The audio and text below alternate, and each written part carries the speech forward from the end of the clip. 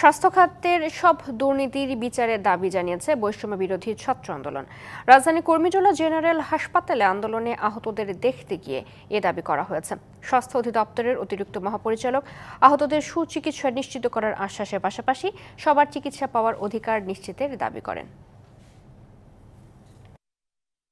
যে মধ্যস্বত্বভোগীরা অসৎভাবে টাকা ইনকাম করেছে, আমরা যদি কাউকে এরকম কোনো কাজের মধ্যে দেখি, তাদের বিরুদ্ধে চাকরিচ্যুত করা সহ যত ধরনের পদক্ষেপ নেওয়ার জন্য যত ধরনের ব্যবস্থা আমাদের পক্ষে নেওয়া দরকার, আমরা তার সবগুলোই নিব।